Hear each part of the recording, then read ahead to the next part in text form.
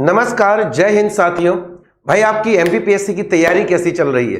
क्योंकि 21 मई को आपका पेपर आयोजित होना है, तो उम्मीद करता हूं कि आप बिल्कुल सही ढंग से तैयारी कर रहे होंगे। तो चलिए भाई, आज के सिलसिले को हम आगे बढ़ाते हैं, क्योंकि अभी तक आप याद रखिए हम लोगों ने यूनिट 9 में इलेक्ट्रॉनिक्स कंप्लीट कर लिया है, संचार और संचार प्रौद्योगिकी कंप्लीट कर लिया है। अगली बात जो हमारी आती है वो किससे जुड़ी हुई है? एआई से, आर्टिफिशियल इंटेलिजेंस से। तो आखिर आर्टिफिशियल इंटेलिजेंस क्या होता है, कैसे काम करता है, या सही मामले में कहें तो आज एआई एक ऐसी जरूरत भी बन चुकी है, या ये कहें कि एआई ने आपको इतनी सुविधाएं दे दी हैं कि डेली लाइफ में व्यक्ति हर जगह एआई का कहीं ना कहीं इस्तेमाल कर रहा है। आप जब स्पीक नाउ पर बात करके अपनी कमांड दे देते हैं और गूगल और यूट्यूब वैसा ही काम कर देता है, ये भी तो क्या है? एआई। आप YouTube पर कोई वीडियो देखते हैं और अगले दिन जब आप दोबारा YouTube ओपन करते हैं तो जो आपने कल देखा था उसी से जुड़े हुए वीडियोज आपको दिखते हैं। आप किसी दूसरे का मोबाइल देखिए तो उसकी प्रेफरेंस अलग होती है, तो उसके YouTube पर वैसे ही वीडियो देखते हैं। आखिर पर्दे के पीछे ऐसा कौन है जो इस चीज को मैनेज कर रहा है? तो ये है भाई एआई। आप गूगल पर कुछ देखते हैं, गूगल पर आपने सपोज एक कार के बारे में सर्च किया और अगले दिन जब आप देखते हैं तो कार के ऐड आपके पास आना चालू हो गए। तो भाई ये सब कौन डिसाइड कर रहा है? ये है पर्दे के पीछे बैठा हुआ एआई, कृत्रिम बुद्धि लब्धता। सीधी सी बात है कि यदि हम बात करें आर्टिफिशियल इंटेलिजेंस की, तो वास्तव में मशीनों को कृत्रिम बुद्धि प्रदान कर दी गई है, जिससे वो अपने सामने उपलब्ध ऑप्शंस में बेस्ट ऑप्शन को चुनती है और उसे आपको प्रतिक्रिया के रूप में तैयार करके दे देती है। यही काम करता है एआई। सरल भाषा में कहें तो हमने मशीनों के अंदर एक बुद्धि बनाने की कोशिश की है, जिससे कई मामलों में वो अपने फैसले ले सकें, वो हमारी इंसानी कमांड पर डिपेंड ना करें। तो भाई ऐसी बुद्धि लब्धता जो मशीनों को हमने आर्टिफिशियल रूप से दे दी है और मशीनें उसको आउटपुट के रूप में हमें वापस दे रही है, यही उपलब्धि कहलाती है कृत्रिम बुद्धि लब्धता। क्लियर हुआ? तो चलिए भाई, अब हम एआई के बारे में अपनी स्टडी को आगे बढ़ाते हैं। तो सबसे पहले हम देखते हैं कि आर्टिफिशियल इंटेलिजेंस, तो सबसे पहले वैज्ञानिक जॉन मैकार्थी के द्वारा, ये याद रखिए, सबसे पहले जब हम इसमें देखते हैं तो हमें किस नाम का उल्लेख मिलता है, तो ये नाम कौन सा है? John McCarthy.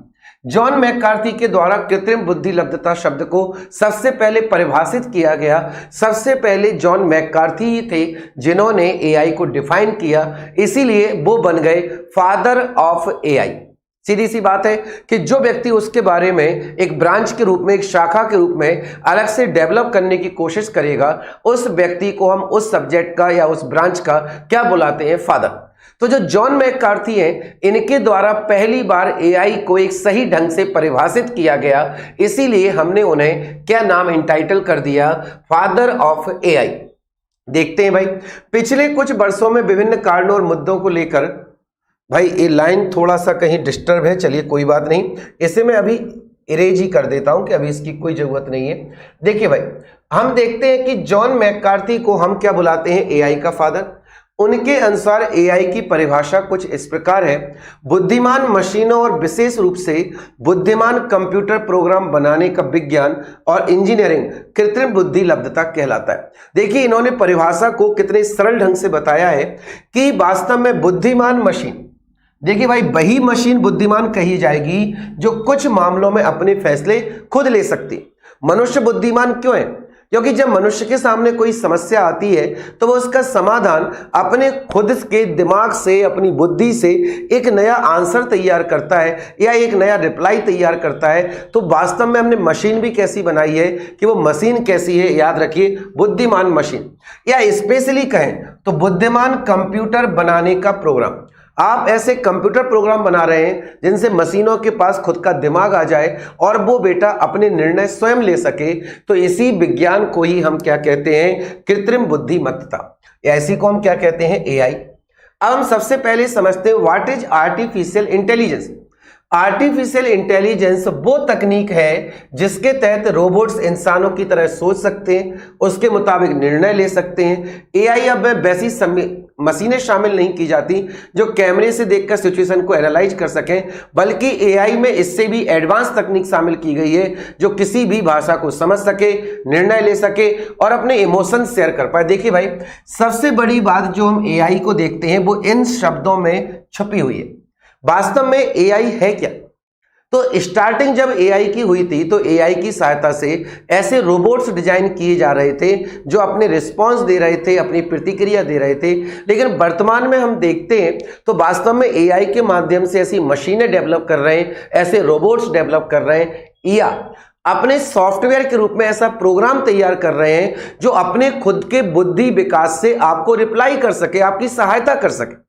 तो सबसे बड़ी बात हमें इसमें क्या मिलती है कि वास्तव में अब ऐसी चीजें नहीं बची हैं एआई की कि कैमरे में देखे और सिचुएशन को एनालाइज कर सके ना। अभी तक हम कई रोबोट्स के बारे में पढ़ चुके थे, तो रोबोट्स में हमने देखा था कि रोबोट में सेंसर काम करता है, तो जो वो देखता है उसके हिसाब से अपना रिस्पॉन्स तैयार करता है या कुछ फाइंडिंग निकालता है। एआई उससे भी आगे का काम करती है। एआई उससे आगे का काम क्या कर रही है? केवल एनालाइज नहीं कर रही है, एनालाइज तो करना ही है। वास्तव में एआई आजकल किसी भी लैंग्वेज को समझना, लैंग्वेज मीन्स गेस्चर हो सकता है, आपका शारीरिक संकेत हो सकते हैं, या आपके मुंह के द्वारा बोली गई भाषा हो सकती है। उन भाषा को वो समझेगी, उसको एनालाइज करेगी, और सबसे बड़ी बात कि वो उस आधार पर अपने डिसीजन भी ले सकती है, अपने निर्णय ले सकेगी। और सोचिए वो इमोशन शेयर कर रही है आपके साथ। यदि आप दुखी हैं तो बेटा उसने डिम लाइट कर दिया है, समझ गए, ऐसा ही चल रहा था। आप खुश हैं, उसने भाई लाइट तेज कर दी है। आपका डांस करने का मन है, डिम लाइट, स्टारिंग लाइट कर दी है। तो भाई ये सब कौन कर रही है आजकल? ये कर रही है एआई, आर्टिफिशियल इंटेलिजेंस। देखिए भाई इसके आगे अब हम बढ़ते हैं। तो जब कभी एआई को समझने की कोशिश करेंगे तो आप इन 6 शब्दों को समझना बहुत जरूरी हो जाता है। देखिए जब हम एआई के पर्सपेक्टिव पर देखते हैं कि आखिर एआई क्या है, इसको हम एक्सप्लेन करने की कोशिश करेंगे, तो एआई का दायरा 6 पर्सपेक्टिव पर आकर सिमट जाता है। और हम देखते हैं कि वो 6 पर्सपेक्टिव कौन कौन से होते हैं। सबसे पहला हमें इसमें क्या मिलता है? Visual perception. दूसरा इसमें क्या है? Decision making. तीसरा क्या है? नॉलेज। चौथा क्या है? Speech recognition. पांचवा क्या है भाई? Language translation. और अगला क्या है बेटा? Reasoning ability. यदि वास्तव में हम एआई को समझें तो एआई का जो सबसे पहला हमें दिखता है वो क्या है? Visual perception. विजुअल परसेप्शन का मतलब होता है कि जब वो अपने सामने किसी भी घटना को, किसी भी वातावरण को कुछ देख रही है या महसूस कर रही है तो उसका सेंसेशन उसके अंदर महसूस किया जाना। विजुअल परसेप्शन कि मशीन अपने आगे जो देख रही है, उस मशीन अपने आगे जो चीजें विजुलाइज कर रही है, ये उन्हें अपने रूप में देखती है और उसी रूप में इसको आगे बढ़ाती है। Just a minute. तो मशीन आखिर जो देख रही है या कर रही है, तो मशीन के सामने क्या हो रहे हैं? Visual perception. मतलब कि मशीन ने अपने आगे जो देखा वो महसूस किया और उसका पर्सपेक्टिव अपने आधार पर ट्रांसलेट कर लिया। दूसरा, या आप कुछ लैंग्वेज या कुछ सब्जेक्ट या कोई कंटेंट उसके सामने लिखते हैं तो उसको अपने संज्ञान में लेना, उसे अपने संज्ञान में ले लेगी, तो यही हमारा क्या बन जाएगा? Visual perception. दूसरा हम देखते हैं डिसीजन मेकिंग। डिसीजन मेकिंग का मतलब क्या होता है बेटा? इनके द्वारा जो निर्णय लिए जाते हैं वही हमारे क्या बन जाते हैं? डिसीजन मेकिंग बन जाते हैं। याद रखिए, इनके द्वारा जो निर्णय लिए जाएंगे वो हमारे क्या बन जाएंगे? डिसीजन मेकिंग बन जाएंगे। यदि हम डिसीजन मेकिंग की बात करें तो वास्तव में मशीन के पास जो भी परसेप्शन पहुंचा या उसके अंदर जो भी भावनाएं पहुंची, अब वो उनके आधार पर स्वयं निर्णय ले सके, तो ये हो जाता है दूसरा स्टेप। मतलब मशीन या प्रोग्राम ऐसा होना चाहिए जो अपने आप में निर्णय ले सके। तीसरा हम देखते हैं नॉलेज। नॉलेज का मतलब ये नहीं कि भाई उसने कई किताबें पढ़ी हो। एक्चुअल में नॉलेज के आधार पर हम कंप्यूटर में जितने भी संभावित समस्याएं हो सकती हैं और उनके जितने भी संभावित समाधान हो सकते हैं, हम प्रोग्राम के थ्रू उस मशीन में या उस ऐप में इनबिल्ट कर देते हैं। मतलब कि जब आप कुछ महसूस करोगे, महसूस करने के आधार पर आप निर्णय लोगे, तो निर्णय किसी पर तो बेस होना चाहिए ना। तो जैसे कि व्यक्ति अपने जीवन में जो निर्णय लेता है वो पर्सनल एक्सपीरियंस से लेता है। इसीलिए आप बच्चों में देखिए, बच्चों में निर्णय लेने की क्षमताएं बहुत अच्छी नहीं होती, लेकिन जैसे जैसे वो बड़े होते जाते हैं तो अपने आसपास की लाइफ से जो सीखते हैं उसी को तो बेटा वो आगे जाकर प्रैक्टिकल अप्लाई करते हैं। तो आखिर एआई का जो सबसे महत्वपूर्ण स्टेप होता है वो होता है नॉलेज, कि उसने जिस चीज को पर्सपेक्टिव में महसूस किया है और जिसमें वो डिसीजन लेने वाली है, तो उसका डिसीजन नॉलेज बेस्ड होना चाहिए। मतलब कि उस मशीन के अंदर पूरी जानकारी फीड होना चाहिए जिससे वो अपने सबसे अच्छे ऑप्शन को चुन सके।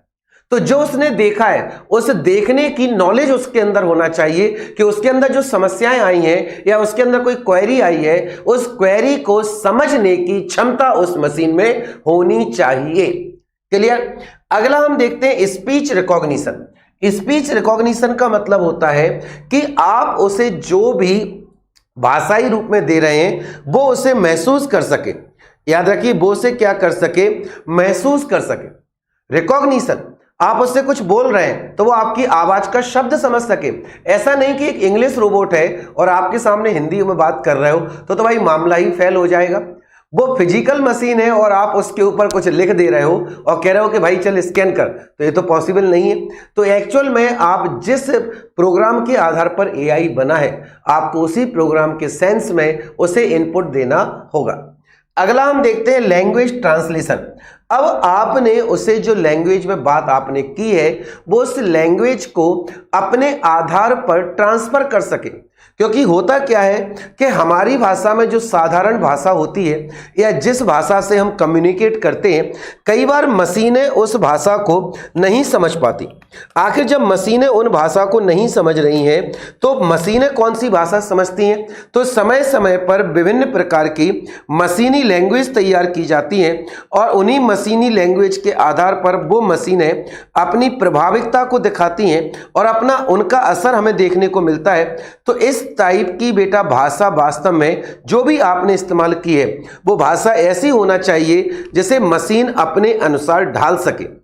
तो जब भी आपके द्वारा जो भी मशीन से बात की गई है या अपना इनपुट उसे दिया गया है, तो मशीन के द्वारा उस भाषा को या उस शब्द को पहचाना जाना जरूरी है। इसीलिए लिखा गया है कि उसके अंदर क्या होना चाहिए, उसके अंदर स्पीच रिकॉग्निशन होना चाहिए ताकि बेटा वो उसे सही तरीके से समझ सके। इसके बाद हम देखते हैं तो अगला हमें क्या मिलता है। अगला है लैंग्वेज ट्रांसलेशन। एआई की एक बहुत बड़ी जरूरत होती है क्योंकि उसके अंदर जो भाषा है बेटा, वो उसको इनपुट लेकर आपको दोबारा रिप्लाई भी कर सके। तो अब उसके द्वारा ट्रांसलेशन किया जाना या अनुवाद किया जाना भी जरूरी है। वही हम इसके आगे देखते हैं रीजनिंग एबिलिटी।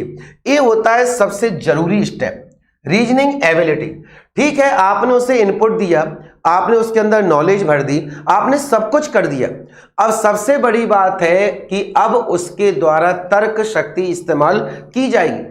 उसके सामने सभी डेटा आ जाएगा, सभी प्रॉब्लम्स आ जाएंगी, उनके संभावित सॉल्यूशंस भी आ जाएंगे। तो इन सब पर कंबाइंड रूप से अब उसे काम करना होगा। तो अब वो मशीन क्या करेगी कि उन सबको अपने सामने रखेगी और उन सब में सबसे बेस्ट आंसर तैयार करेगी आपको देने के लिए। तो याद रखिए कि हमारे एआई में कितने स्टेप होते हैं भाई। तो एआई 6 स्टेप पर काम करती है। विजुअल परसेप्शन, अपने सामने परिदृश्य पर होने वाली घटनाओं को पहचानना, डिसीजन मेकिंग, निर्णय लेने की क्षमता, नॉलेज, ज्ञान होना जरूरी है, स्पीच रिकॉग्निशन, आप जो भाषा इनपुट दे रहे हैं उसको पहचानना जरूरी है, उसका अनुवाद करना जरूरी है, और सबसे आखिरी बात कि उसे रीजनिंग एबिलिटी, जितने भी तर्क उसके सामने आते हैं उसमें से सबसे बेस्ट ऑप्शन उसे अपने परसेप्शन पर आपको देना होगा। अब हम इसके बाद देखते हैं तो आर्टिफिशियल इंटेलिजेंस में देखिए भाई, आर्टिफिशियल इंटेलिजेंस की जो लैंग्वेज डेवलप की गई है तो LISP, पूरा बेटा आगे इसकी ब्रीफ हिस्ट्री मिलने वाली है आपको। तो हम देखते हैं कि LISP लिस्प के नाम से जानते हैं। अगला बेटा जावा तो आपने सुना ही होगा, हमारे कंप्यूटर में भी चलता था। प्रोलोग लैंग्वेज, पाइथन लैंग्वेज, ये सब ऐसी कंप्यूटरी भाषा है जिनका उपयोग हम अपने एआई मशीनों को डेवलप करने में करते हैं। तो इंपॉर्टेंट 4 भाषाएं जिनका उपयोग हम बेटा आर्टिफिशियल इंटेलिजेंस में करते हैं वो कौन कौन सी हैं? लिस्प है, जावा है, प्रोलोग है और पाइथन। ये सभी कंप्यूटर की ऐसी लैंग्वेज हैं जिनका इस्तेमाल हम किस में करते हैं? एआई में। अगला हम देखते हैं self driven car, computer games, navigation system, कृत्रिम बुद्धिमत्ता का उपयोग तेजी से। देखिए भाई, सेल्फ ड्राइविंग कार, टेस्ला की कार काफी फेमस मानी जाती है इसमें, क्योंकि आप उसमें ऑटो ड्राइविंग भी कर सकते हैं। यदि आप थोड़ा आराम करना चाहें तो आप कंप्यूटर के हवाले या मशीन के हवाले अपनी कार को सौंप सकते हैं। तो आखिर वो कार ऐसे काम कैसे करेगी? तो भाई वो किस पर कर रही है? एआई बेस्ड, क्योंकि उसमें एआई इनबिल्ट है जो अपने आगे आने वाली चीज़ों में या आगे सड़क पर कौन है कौन नहीं है, लेफ्ट राइट कहाँ जाना चाहिए, तो वो गूगल मैप का भी इस्तेमाल कर रही है। वो आगे अपने सेंसर्स का इस्तेमाल कर रही है कि आगे रेडिएशन फेंकती है, कोई नहीं है तो उसी रास्ते आगे बढ़ जाती है। तो आखिर इसमें भी कौन काम कर रहा है? एआई। भाई हम दूसरी तरफ देखते हैं कंप्यूटर गेम्स। तो हमारे जो कंप्यूटर में गेम खेले जाते हैं, वीडियो गेम्स खेले जाते हैं, तो ये सभी जितने भी प्रकार के गेम्स होते हैं ये सब भी किस पर बेस्ड है? AI based. आप देखिए गेम खेलते हैं, वो पबजी वगैरह चलते हैं, उसमें गोलियां मार रहे हैं, बम मार रहे हैं, हर समय उसमें एक नई नई घटनाएं शामिल हो रही हैं। तो आखिर ये सब किस पर बेस्ड है? एआई पर। आपके वीडियो गेम्स, मोबाइल गेम्स सब किस पर काम कर रहे हैं? भाई एआई पर। अगला है नेविगेशन सिस्टम। आप मोबाइल से बोल देते हैं और वही जगह वो आपको दिखा देती है कि आप मैप में ऐसे ऐसे जाइए, इस रास्ते पर आपको ट्रैफिक मिल सकता है तो आप एक दूसरा रास्ता पकड़ लीजिए, दूसरे रास्ते से आपको इतना समय लगेगा तो एक काम करिए तीसरा कच्चा रास्ता पकड़ लीजिए। तो आखिर ये सब भी कौन कर रहा है? एआई। आजकल इतने सारे ऑप्शन मिलते हैं, तो आखिर ये सब किसके कारण संभव हुए? ये सब जिसके कारण संभव हुए हैं वो क्या है? हमारा एआई। अगला हम देखते हैं इन सब में भाई बढ़ ही रहा है कहीं ना कहीं। आगे हम बढ़े तो राष्ट्रीय एआई पोर्टल इलेक्ट्रॉनिक्स एवं सूचना प्रौद्योगिकी द्वारा 2020 में लॉन्च किया गया है। देखिए अब हम आपके सामने इंपॉर्टेंट फैक्ट पढ़ने वाले हैं कि आखिर क्या क्या हमारे देश में घटित हो रहा है जो एआई से जुड़ा हुआ है। यदि हम देखें सबसे पहला पॉइंट जो हमारे सामने आता है कि हमारे भारत में नेशनल एआई पोर्टल इलेक्ट्रॉनिक्स बेटा एक किसके द्वारा तैयार किया गया है? तो राष्ट्रीय एआई पोर्टल इलेक्ट्रॉनिक्स एंड सूचना प्रौद्योगिकी डिपार्टमेंट के द्वारा कब तैयार किया गया है? 2020। पहला इंपॉर्टेंट जानकारी आपको मिलती है कि आखिर देश में नेशनल एआई पोर्टल किसके द्वारा बनाया गया है? तो नेशनल एआई पोर्टल किसके द्वारा तैयार किया गया है? इलेक्ट्रॉनिक्स एंड कम्युनिकेशन टेक्नोलॉजी मंत्रालय के द्वारा। और इन्होंने इसे कब तैयार किया है? 2020। इसके बाद हम अगला देखते हैं के विजय राघवन समिति का संबंध राष्ट्रीय कृत्रिम बुद्धिमत्ता कार्यक्रम से। एक्चुअल में जब सरकार को भी लगा कि भविष्य एआई का है, और नो डाउट एआई हम कई रूप में इस्तेमाल भी कर रहे हैं, मोबाइल्स में, कार्स में, नेविगेशन में, तो अब सरकार का भी ध्यान गया कि आखिर इसे हम कैसे बच्चों में बेटा इसकी आदत कैसे डाली सके, मतलब कि बच्चे एआई की तरफ आगे बढ़े और भविष्य में देश के लिए नए नए एआई प्रोड्यूस कर सके, नए नए एआई बना सके। वहीं हम दूसरी तरफ देखते हैं तो बेटा एआई से जुड़ी हुई दूसरी बात कि आखिर एआई का किस हद तक उपयोग किया जाना चाहिए, किस हद तक इसमें रोक लगाए जाने की जरूरत है। तो इसके लिए सरकार के द्वारा जो प्रमुख कमेटी गठित की गई थी उस कमेटी का नाम क्या था? के विजय राघवन समिति। हमारा एमपीपीएससी इस टाइप के क्वेश्चन जरूर पूछता है। अगला हम देखते हैं स्कूली शिक्षा में एआई को पाठ्यक्रम के रूप में शामिल करने वाला देश का पहला राज्य हमारा मध्य प्रदेश। याद रखिए, क्योंकि स्कूली स्तर पर नहीं तो हम देखते हैं तो एआई वगैरह के प्रोग्राम हमें किस में मिलते हैं? तो एआई वगैरह के प्रोग्राम हमें कहाँ मिलते हैं? कॉलेज लेवल पर, यूनिवर्सिटी लेवल पर। लेकिन सबसे बड़ी बात हम इसमें देखें कि आखिर अभी हमारे द्वारा देखा गया कि स्कूली शिक्षा में एआई, स्कूल के सिलेबस, सोचिए स्कूल का सिलेबस हमें कैसा दिखेगा भाई? स्कूली बच्चे एआई के बारे में पढ़ रहे हैं, एआई की इंपॉर्टेंस के बारे में पढ़ रहे हैं, तो भाई भविष्य में वो भी चाहेंगे कि भाई हम एक अच्छा एआई बना सकें। तो आखिर स्कूली सिलेबस में पहला राज्य जिसने पहली बार एआई को शामिल किया है वो कौन है? हमारा मध्य प्रदेश। इसके बाद हम आगे देखते हैं तो भाई आर्टिफिशियल इंटेलिजेंस के फायदे क्या क्या है। ये कई बार क्वेश्चन सीधा सीधा बन जाता है कि आखिर हमें आर्टिफिशियल इंटेलिजेंस या एआई से कौन कौन से फायदे मिल रहे हैं। तो भाई दूसरा क्वेश्चन बनता है कि साहब एआई के नुकसान क्या क्या है, और आपको 4 ऑप्शंस में से एक ऑप्शन चुनना पड़ेगा।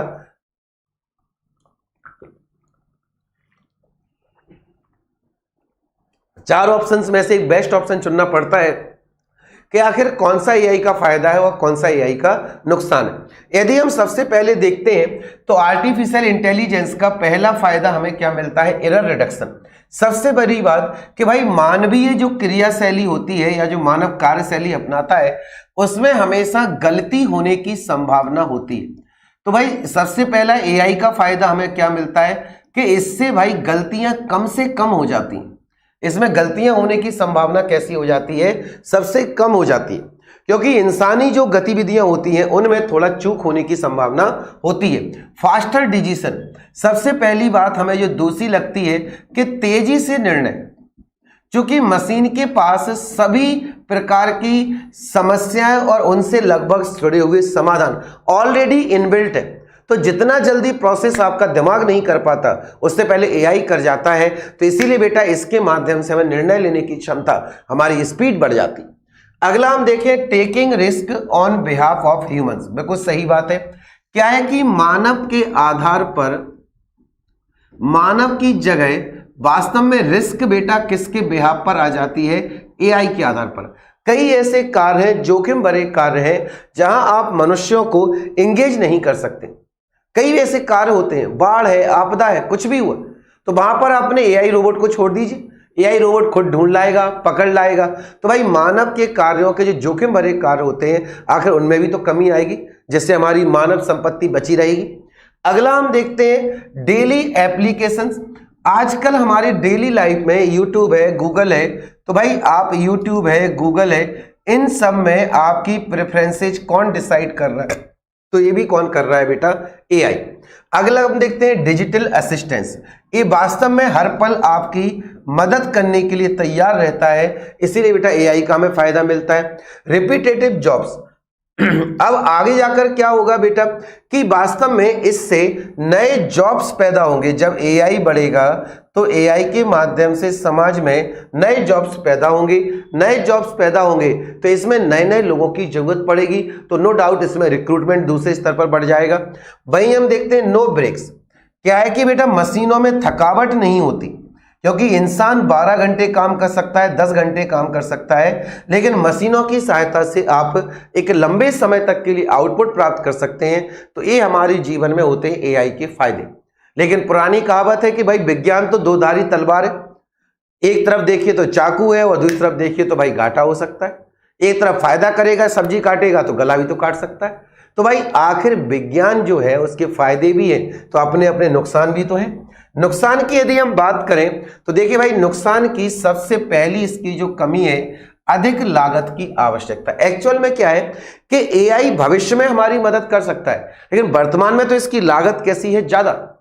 एआई के लिए जो इंफ्रा बनाना पड़ेगा, एआई के लिए जो नई हायरिंग करनी पड़ेगी, तो इन सब चीजों में स्टार्टिंग इन्वेस्टमेंट कैसा होता है, ज्यादा, क्योंकि इसमें प्रोग्रामर ज्यादा चाहिए, आपको प्रॉपर कंप्यूटर साइंस और इलेक्ट्रॉनिक्स और इलेक्ट्रिकल तीनों का समावेश करना पड़ेगा। तो कहीं ना कहीं बेटा इसका स्टार्टिंग स्टेज पर इन्वेस्टमेंट कैसा है, महंगा। भले ही मशीन डेवलप हो जाए, फिर वो आपके कार्य को आसान बना दे, फिर कॉस्टिंग भी कम हो जाए, लेकिन इनिशियल लेवल पर एक ऐसा है, पड़ता है महंगा। भावनाओं का अभाव, इस सबसे बड़ी कमी होती है कि एआई के पास इमोशंस नहीं होते। एआई में क्या है, इमोशंस शामिल नहीं होते। सपोज दैट आपने यूट्यूब पर, सपोज दैट बात की जाए कि आपने यूट्यूब पर मस्ती भरे गाने सुन रखे हैं, और हो सकता है कि अगले दिन आपके रिश्तेदारी में या फ्रेंड सर्किल में कोई शांत हो गया हो, कोई गमी हो गई हो, लेकिन जब आप यूट्यूब खोलोगे तो भाई वो तो मस्ती भरे गाने ही दिखाएगा, क्योंकि उसकी प्रेफरेंस तो पहले से ही पता है। तो मशीनों में क्या है, इमोशंस नहीं। इसीलिए मशीन कई बार जब जोखिम भरे कार्यों पर जाती है तो उसे इतना पता है कि भाई ऐसा फंसा है तो ऐसे काम करना है, भले ही उसमें दूसरा हाथ हो जाए। वो दो व्यक्तियों में से चुनेगी कि किसके बचने की संभावना ज्यादा है, तो अब वो उसकी भावनाओं से नहीं जुड़ेगा, देखिए किसकी बचने की संभावना है, उसको बचाने में एफर्ट लगाएगी और दूसरे को दरकिनार कर देगी। तो कहीं ना कहीं भावनाओं से भी तो खिलवाड़ हो जाता है। ये तो भाई मैं कहूंगा कि एआई की सबसे बड़ी कमी है। भाई हम अगला देखते हैं, मशीनी कार्यों से बेरोजगारी। इसी का एक पॉइंट हमने देखा था कि रोजगार पैदा हो रहे थे, और वहीं हम देख रहे हैं कि भाई दूसरी बेरोजगार। ये बिल्कुल सही बात है, नए जॉब्स तो पैदा होंगे, लेकिन एआई जिस जिसकी जगह ले लेगी भाई उनकी तो नौकरी चली जाएगी ना। तो समाज में नए जॉब तो पैदा होंगे, लेकिन एआई ने जिस जिस व्यक्तियों के कामों को रिप्लेस कर दिया है, अब बेटा उसकी भरपाई के लिए तो नौकरियों का क्या हो जाएगा, अभाव हो जाएगा। तो जाहिर सी बात है कि यदि एआई बढ़ी तो भाई समाज में बेरोजगारी भी बढ़ेगी। तकनीकी विशेषज्ञ की आवश्यकता, देखिए भाई एआई डिजाइन तो कर लिया, एआई मशीन भी बना ली, लेकिन जब ये अलग अलग जगह पर अप्लाई होता है तो इसके लिए हमें अलग अलग एक्सपर्ट भी चाहिए। मान लीजिए कि बेटा हम लोगों ने देखा था कि प्रहरी एक रोबोट बनाया गया था जिसे सीमा सुरक्षा बल ने सीमा पर तैनात किया था, और वो किसके द्वारा तैयार किया गया था? डीआरडीओ के द्वारा, इलेक्ट्रॉनिक्स ब्रांच के साथ मिलकर, इलेक्ट्रॉनिक लिमिटेड के साथ मिलकर। तो इस में क्या होता है कि आखिर हम देखें कि जो कंप्यूटर है आपने उससे रोबोट डिजाइन कर दिया और रोबोट बॉर्डर्स पर सिक्योरिटी का काम कर रहा है, लेकिन उसे चलाने के लिए तो कोई ना कोई ऑपरेटर चाहिए। आपने उरी मूवी में देखा होगा कि उन्होंने उड़ने वाला जो गरुड़ ड्रोन दिखाया है, तो भैया उसके लिए उड़ाने वाला व्यक्ति भी तो एक अलग से स्पेशलिस्ट था, क्योंकि आम व्यक्ति तो उसे ऑपरेट नहीं कर सकता। तो ऐसे में हमारे सामने एक समस्या खड़ी हो जाती है कि एआई तो हम भले ही बहुत बना दें, लेकिन उसके लिए हमें टेक्नीशियन एक्सपर्ट चाहिए। मशीनों पर बढ़ती निर्भरता, देखिए भाई ये तो सबसे बड़ी कमी कह सकता हूं, क्योंकि बेटा मशीनों पर जब निर्भरता बढ़ती है तो व्यक्ति अपनी मूल भावनाओं से या जो उसका नेचुरल ह्यूमन नेचर है वो कहीं ना कहीं कम होने लगता है। आजकल की मशीनी एज में हमें देखते हैं आने वाली पीढ़ी के लिए नुकसानदायक, और यदि ऐसे ही भावनाएं लुप्त होने लगीं तो आने वाली पीढ़ी के लिए कहीं ना कहीं ये काफी ज्यादा घातक साबित हो सकता है। क्लियर है? चलिए भाई इसके आगे अब हम देखते हैं चैट जीपीटी। देखिए भाई अब कुछ फेमस एआई की हम बात करें जो आजकल लगातार चर्चा का विषय बने हैं, तो पिछले कुछ समय से हम देख रहे थे कि चैट जीपीटी लगातार सुर्खियों में। आखिर है क्या चैट जीपीटी? तो देखिए हाल ही में माइक्रोसॉफ्ट कंपनी ने chat GPT open AI chatbot पेश किया है। एक्चुअल में माइक्रोसॉफ्ट कंपनी ने, हालांकि चैट जीपीटी बेटा बनाया तो दूसरी संस्थान या दूसरे व्यक्ति के द्वारा गया था, लेकिन माइक्रोसॉफ्ट ने इसे अपने अंडर में ले लिया, मतलब परचेज कर लिया था। तो अब ये किसके नाम से बन गया भाई? Microsoft chat GPT. इसमें क्या होता है, चैटबॉट का ऑप्शन है, मतलब कि आप स्पीक नाउ के माध्यम से या टाइप कर कर अपनी समस्याएं आप माइक्रोसॉफ्ट प्रोग्राम में डालेंगे तो वो आपके उसके संभावित आंसर दे सकता है। आप उसे पूरी समस्याएं बताते हैं तो आप कहेंगे सर ये तो हम गूगल पे भी करते हैं। तो भाई एक्चुअल में गूगल का जो आप देखते हैं वो फाइल उसमें पड़ी हुई है, आंसर्स पड़े हुए हैं, समाधान पड़े हुए हैं, लेकिन इन सब के बाद जो चैट जीपीटी है वो अगले एडवांस लेवल का है। और अगले एडवांस लेवल किस मतलब का होता है कि वास्तव में चैट जीपीटी एक साथ बहुत सारी समस्याओं का खतरनाक सॉल्यूशन तैयार कर सकता है और जो काफी हद तक एक्यूरेसी भी हो सकती है। और इसी आधार पर इसका हाल में विवाद भी बहुत हुआ, क्योंकि लोगों का कहना था कि यदि हम गूगल पर सर्च करें कि आतंकवादी यदि ऐसे ऐसे हमें परेशान करने वाले हैं तो बताइए हम रिस्पॉन्स टीम को क्या क्या उनका आंसर तैयार करवाएं। तो चैट जीपीटी का तो आंसर सही था, लेकिन कई देशों का कहना था क्या फिर आतंकवादी इसका उपयोग नहीं करेंगे कि भाई नेटवर्क ऐसा ऐसा है, डिफेंस सिस्टम इस देश का ऐसा है, तो बताइए चैट जीपीटी हम उसके अंदर प्रवेश करके कैसे करें। चैट जीपीटी ने पूरे ऑप्शन खोल के तैयार कर दीजिए, कैसे से रास्ते जाइए आपकी समस्या का समाधान हो जाएगा। फिर तो भाई खतरनाक हो गया। इसीलिए इटली दुनिया का पूरा देश बना जिसने सबसे पहला देश बना जिसने बेटा सबसे पहले चैट जीपीटी पर रोक लगा दी थी। क्लियर है ये बात? इसके बाद अब हम देखते हैं इस प्लेटफॉर्म पर, देखिए यही लिखा हुआ है, आप कुछ भी सवाल पूछते हैं तो उसका जवाब आपको लिखकर दिया जाएगा। रोबोटिक मशीन नहीं है बेटा, और जो रोबोटिक मशीन नहीं होती वो क्या होते हैं? चैटबॉट। चैट जीपीटी में जीपीटी का अर्थ होता है, ये चैट का मतलब तो बेटा बातचीत होता है, और जीपीटी का मतलब क्या है? Generative pre training transformer. याद रखिए इसका हमें फुल फॉर्म क्या मिलता है जीपीटी का। तो आजकल चूंकि चैट जीपीटी चर्चा में है इसीलिए इसकी ब्रीफ हिस्ट्री आपको तैयार रखनी है, जनरेटिव प्री ट्रेनिंग ट्रांसफॉर्मर। ठीक है भाई, इसको जरूर याद रखिए। इसके बाद अब हम आगे बढ़ते हैं गूगल चैटबॉट। भाई देखिए माइक्रोसॉफ्ट ने बना लिया चैट जीपीटी, तो गूगल ने अपना जो चैट बॉक्स तैयार किया था वो किस नाम से है? चैटबॉट के नाम से। तो गूगल का जो अगली पेशकश है बेटा वो क्या है? बार्ड। बार्ड के नाम से पूछा जा सकता है कि बार्ड चैटबॉट किस कंपनी के द्वारा डिजाइन किया गया है। तो बार्ड चैटबॉट किस कंपनी के द्वारा डिजाइन किया गया है? तो बेटा ये किया गया है गूगल के द्वारा। यदि हम देखें चैट जीपीटी की तर्ज पर 2023 में गूगल और अल्फाबेट इंक कंपनी के द्वारा गूगल चैट बोर्ड बनाएगा, मतलब 2023 भविष्य में लॉन्च किया। हालांकि इन्होंने बेटा प्रीलिम स्तर पर उसे अपनी प्रैक्टिस के लिए, एक्सपीरियंस लेने के लिए आगे बढ़ा दिया है। तो 2023 की योजना थी बेटा गूगल की। अब चूंकि बेटा अल्फाबेट क्या है कि गूगल की पेरेंटल कंपनी है, यह एआई आधारित चैटबॉट सर्विस है जो लिखित तौर पर आपके सवालों के जवाब देगी। भाई ये भी लिखित आंसर ही देगी। तो एक चैट जीपीटी किसका हो गया? आपके माइक्रोसॉफ्ट का, और बार्ड किसका हो गया? भाई गूगल का। इसके बाद अब हम अगला देखते हैं, तो ये बेटा लेक्सी चैटबॉट। याद रखिए लेक्सी चैटबॉट ये स्वदेशी है, सबसे बड़ी बात। मतलब जब भारत की मैन्युफैक्चरिंग हम सुनते हैं तो दिल खुश हो जाता है, गार्डन गार्डन हो जाता है। तो याद रखिए जो लेक्सी है बेटा, ये हमारे इंडिया का पहला एआई चैटबॉट है। अच्छी बात है भाई। अगला हम देखते हैं कि भाई इसमें हम देखें इसे फिनटेक फर्म, ये भी याद रखिए कि आखिर इसे किसके द्वारा तैयार किया जा रहा है, तो फिनटेक फर्म वेलोसिटी के द्वारा। अगला हम देखते हैं कि भाई आर्टिफिशियल इंटेलिजेंस जिसके बारे में हम इतना पढ़ रहे हैं, तो आखिर कितने प्रकार के होते हैं। तो याद रखिए भाई जो एआई होता है वो एआई कितने प्रकार के होते हैं बेटा, दो आधार पर। सरल भाषा में कहें तो एआई को हम कितने कैटेगरीज में बांटते हैं, तो एआई को कितनी कैटेगरीज में बांटा जाता है, दो भागों में। पहला क्या होता है, योग्यता के आधार पर, मतलब आखिर इसके अंदर एबिलिटी कितनी शानदार है। तो भाई दूसरा हम किस आधार पर बांटते हैं, कार्य के आधार पर, कि एआई काम कैसा कर रहा है।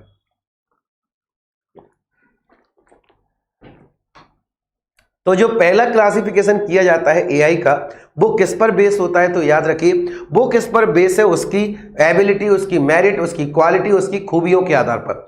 वहीं दूसरा किस पर बेस है, कार्य के आधार पर, कि आखिर वो फंक्शनिंग क्या कर रहा है। तो चलिए अब हम देखते हैं फटाफट कि आखिर हमने किस किस आधार पर इन्हें डिवाइड किया है। तो देखो भाई योग्यता के आधार पर, मेरिट्स के बेस पर हमारे कितने प्रकार के बेटा एआई होते हैं। तो बेटा ये बील नहीं होता, it is actually correct word is weak AI. Weak AI का मतलब ही क्या होता है, कमजोर एआई। वीक एआई का सीधा सीधा मतलब ही क्या है, कमजोर एआई। वहीं हम देखते हैं जनरल एआई। जनरल एआई का मतलब क्या होता है, सामान्य एआई।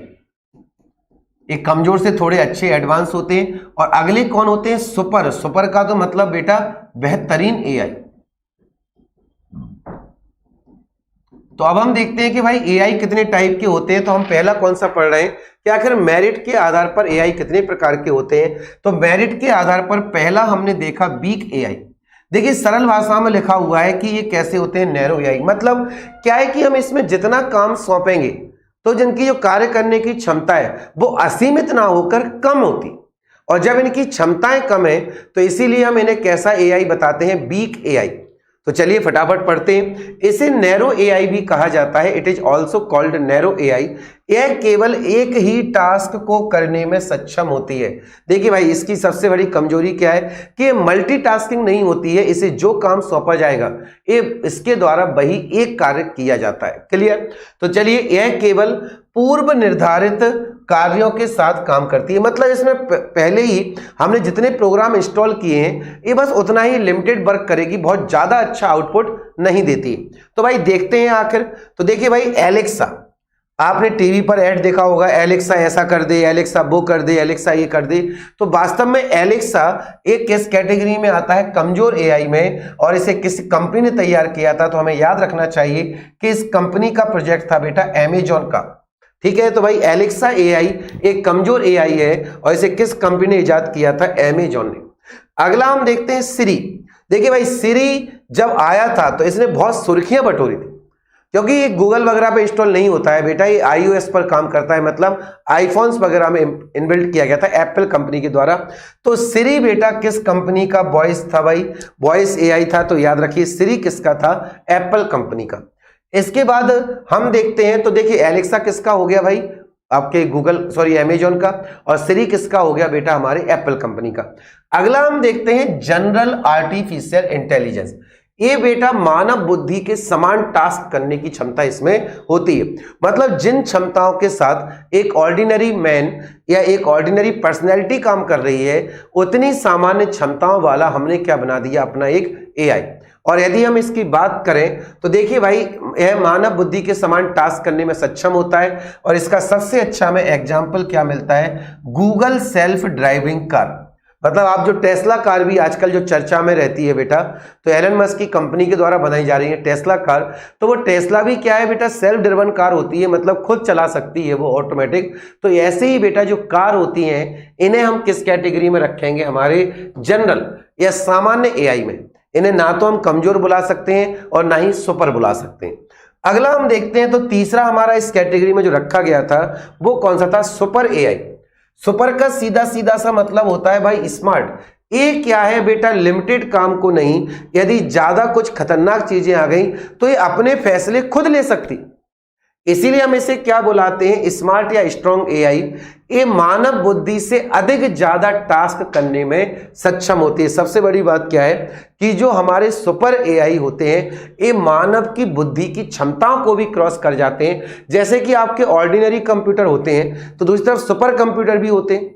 सुपर कंप्यूटर सुपर क्यों है, क्योंकि उसमें जो कैलकुलेशंस होते हैं वो बहुत फास्ट होते हैं, रैपिड होते हैं, पूरा डेटा एक साथ लेकर रख दिया लो। अब यहीं पर हम क्या पढ़ते हैं, सुपर एआई। तो भाई सुपर एआई में हम देखते हैं कि यह मानव बुद्धि से भी अधिक क्षमता का होता है और याद रखिए यह एक साथ कई टास्क करने में सक्षम भी होता है। याद रखिए यह एक साथ क्या कर सकता है, कई टास्क को परफॉर्म कर सकता है। और याद रखिए आपने एक बार सुना होगा कि हमारे जो शतरंज के चैंपियन थे उन्हें एक कंप्यूटर के द्वारा हरा दिया गया था। एक्चुअल में कंप्यूटर ऑर्डिनरी, आप भी कहेंगे सर कंप्यूटर को तो हम भी हरा देते, हमारे साथ मोबाइल में हमने चेस गेम डाउनलोड किया 10 बार हरा दिया। नहीं भाई, ये बात बेटा ऑर्डिनरी पर्सन की नहीं हो रही है। जो हमारे बेटा जो शतरंज के महारथी होते हैं उन शतरंज के महारथियों को भी एक मशीन हरा चुकी है और वो काफी चर्चा का विषय रही थी। ये था बेटा डीप ब्लू। और जो डीप ब्लू एआई था, एक साथ यदि 50 लोग भी उसके साथ शतरंज खेले तो बेटा वो 50 के साथ बराबर से खेल सकता है एक ही समय पर और सभी को हरा भी सकता था। तो वास्तव में ये बेटा मानव की क्षमताओं से कई गुना ऊपर पहुंच गया। इसीलिए हम इसे क्या नाम देते हैं, सुपर एआई। ऐसी को हम क्या बुलाते हैं, स्मार्ट एआई। देखिए भाई यह मानव बुद्धि से अधिक क्षमताएं कर सकता है, बिल्कुल। जैसे साफ साफ लिखा हुआ है डीप ब्लू। ये याद रखना बेटा, डीप ब्लू जो सुपर एआई था ये किस कंपनी ने तैयार किया था, IBM कंपनी के द्वारा। और जब IBM कंपनी ने डीप ब्लू बनाया तो इसने क्या है बेटा, शतरंज के प्रसिद्ध खिलाड़ी गैरी कैस्परोव को हराया था। ये रसियन बेटा, ये रूस के रहने वाले व्यक्ति थे और जो बेटा अपने समय के चैंपियन थे। जैसे हमारे विश्वनाथन आनंद आगे रहते हैं, ऐसे ही ये भी बेटा हमारे चैंपियन थे और इन्हें हरा दिया था, जो बहुत बड़ी बात थी उस समय। और लगातार इसने सुर्खियां बटोरी थी। अब हम देखते हैं भाई, अब हमारा जो आगे आता है प्रतिक्रियात्मक मशीन है। मतलब अब हम किसके आधार पर एआई को डिवाइड करने वाले, कार्य के आधार पर, कि जो एआई है वो किस प्रकार के कार्य कर रहा है। तो भाई उसकी फंक्शनिंग के आधार पर हम एआई को देखते हैं। सबसे पहले एआई को किस में बांटा गया है, प्रतिक्रियाशील मशीन। प्रतिक्रियाशील मशीन को ही हम क्या बुलाते हैं, रिएक्टिव मशीन।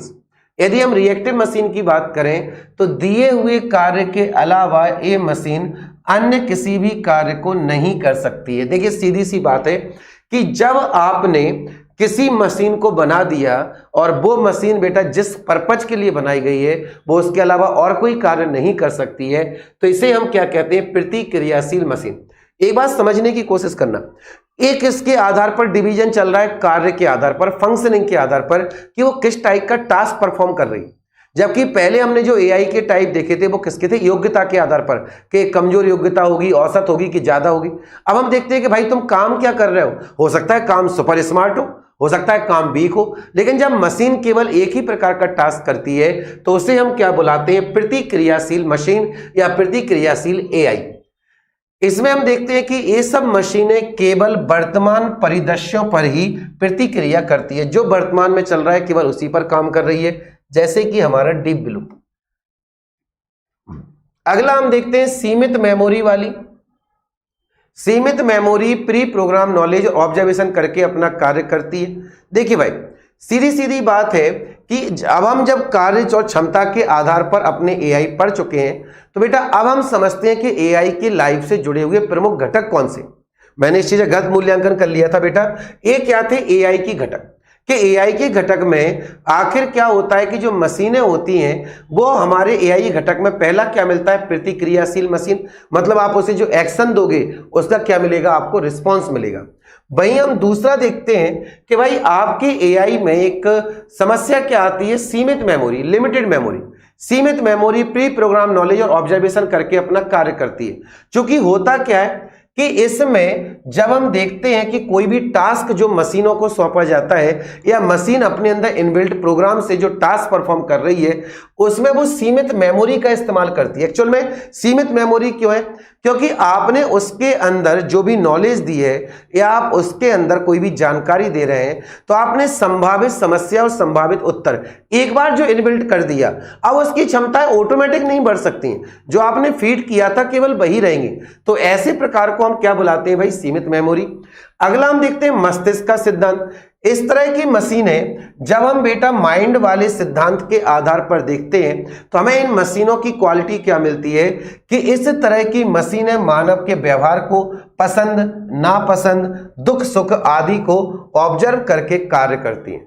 जो हमें अगले प्रकार का जो एआई या रोबोट मिलता है वो हमें कौन सा मिलता है भाई? जो आपको ऑब्जर्व कर रहा है कि आप हंस रहे हैं, मुस्कुरा रहे हैं, आप दुखी हैं तो वो भी मुंह लटका के बैठ जाए, आप खुशी हैं तो वो ऐसे ऐसे करके खड़े हो जाए। तो भाई वास्तव में ये बेटा ह्यूमन ब्रेन और इमोशंस के साथ वर्क करती है, जैसे कि हम देखते हैं सोफिया रोबोट। इसके बाद अब हम आगे देखते हैं आत्म जागरूकता। अभी तक वैज्ञानिकों ने इस तरीके की कोई भी मशीन इजाद नहीं की है, लेकिन भविष्य की जो एआई होंगी बेटा वो सेल्फ अवेयरनेस के आधार पर होगी। मतलब वो खुद क्षमता ले सकती है, खुद अलर्ट रह सकती है, उसके जीवन पर कोई संकट आएगा, उसे और कोई समस्या का सामना करना पड़ेगा तो ऐसे हर एक मामले में मशीन खुद अवेयर रहेगी और खुद अपनी इग्नोरेंस से काम कर सकती है। तो भाई ये तो हो गए आपके बेटा कार्य क्षमता के आधार पर। अब हम देखते हैं कि आखिर जो एआई काम करता है तो इसके काम करने की प्रोसेस क्या है। हमें किसकी बात करनी है कि आखिर जो हमारा एआई है, तो देखिए सबसे पहले स्टार्टिंग से हमने क्या सीखा कि भाई जो हमारे मैकार्थी जो वो एआई के फादर थे, उनके बाद हमने सीखा कि आखिर एआई के क्या फायदे हैं, एआई के क्या नुकसान है, एआई कितने प्रकार का होता है। तो भाई योग्यता के आधार पर अलग और आपके कार्य करने की प्रोसेस पर अलग, कई काम किस तरीके से करते हो। लेकिन अब हम देखते हैं कि आखिर जो एआई होता है उसकी बेटा जो सीखने की प्रोसेस है या कार्य करने की प्रोसेस है वो कैसे होती है। तो देखिए भाई सबसे पहला हमें स्टेप क्या दिखता है एआई का? लर्निंग दिखता है। लर्निंग का मतलब ही क्या है? सीधा सीखना।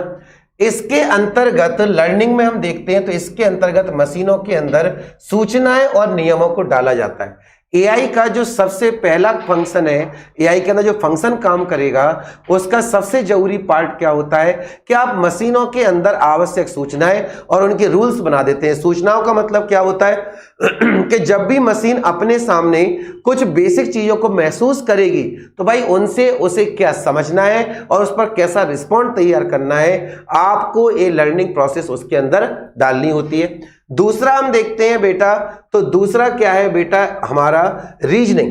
रीजनिंग का पार्ट क्या है? इसके अंतर्गत मशीनों को इंस्ट्रक्ट किया जाता है, मतलब कि उसे जैसा इनपुट मिला है उसके अंदर जैसी सूचनाएं इनपुट की गई हैं उसे अब उसी का पालन करना है।